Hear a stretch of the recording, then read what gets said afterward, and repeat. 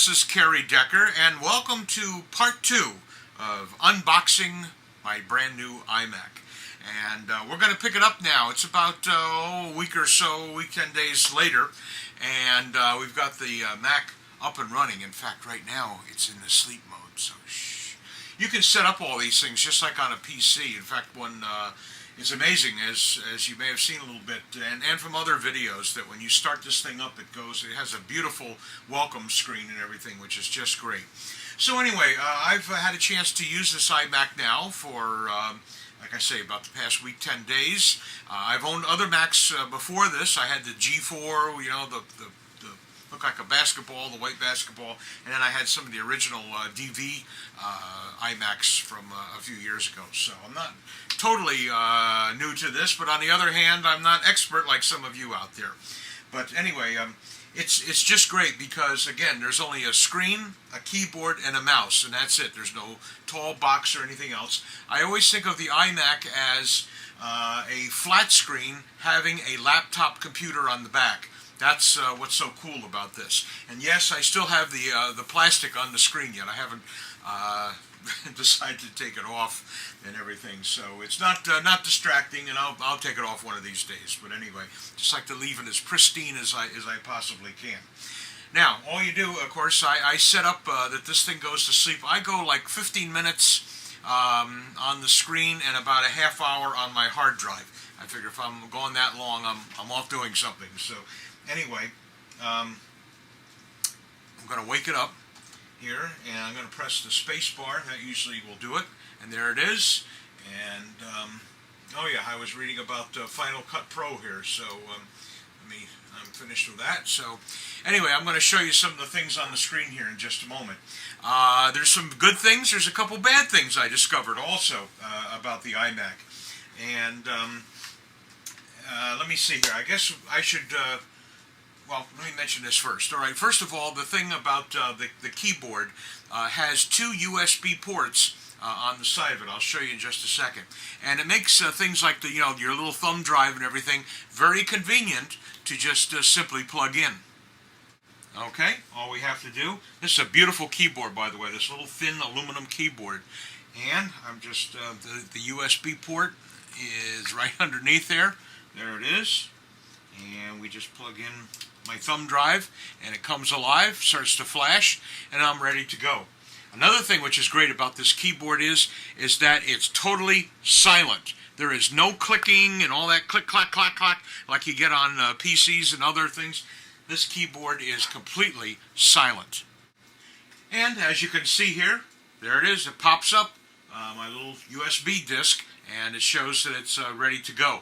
Make sure that you always click on eject when it comes time to pull it out. So I'm going to click on the disc, just like that, and then I'm coming up here to the finder in the upper left-hand corner here, and we're going to find the part. We're going to go down here where it says eject USB disk. Okay, here we go. Eject USB disk. Click on it, and the disk will disappear from the screen. Okay, now, one of the cons that I came across is how they've arranged things on the back and what they've done. There are a number of plugs which go in, which allows you to do inputs and outputs. And generally, that's great and everything. But I did find one thing which I didn't like, one thing which I did. Okay, let's take a look at the back of the screen right here. And let's take a look. We've got two sockets here for earphones and speakers. All right, we have 3 additional USB ports. Now remember, we had 2 of them up on the keyboard. We have 3 more on the back, which is a great thing. Okay, and then the FireWire ports. That's something which is very important. They have a 400 and the 800 FireWire on the back. This is where I had a problem. I wish I had one more additional FireWire 400, because I've got my digital video camera, and then I have a hard drive which plugs in through FireWire also, but the ports are different. The 800 has a different configuration. But anyway, I was able to come up with an adapter, and this adapter saved my life. It's a 6-pin to 9-pin, and it's a male and female adapter, which allowed me to take the FireWire 800 and bring it down to like a 400 speed. Okay, and here's the adapter going from my FireWire hard drive into this adapter that is the 800 FireWire on the other side. It's by Sonnet. Alright, and then all I have to do is plug that in the back, and now I have my second 400 speed FireWire, and now my problem is solved. Apple sells some of these, although I got this one from the nerds. Anyway, alright, and then here is my cable modem, my Ethernet through here, and then lastly you even have an output to go to like a high definition television, which is really great. Also, of course, there is a slot in the side of the screen for inserting DVDs and CDs. Full size only because there's no tray. It just goes into the side. A couple things that I found.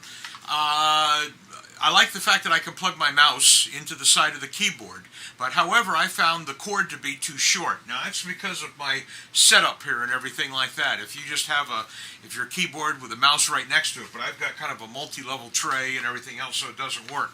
So I had to pick up actually this is a 60-inch USB cable extension, and it's the small white type and everything, so it really matches my system, and it's a good thing to have in the long run.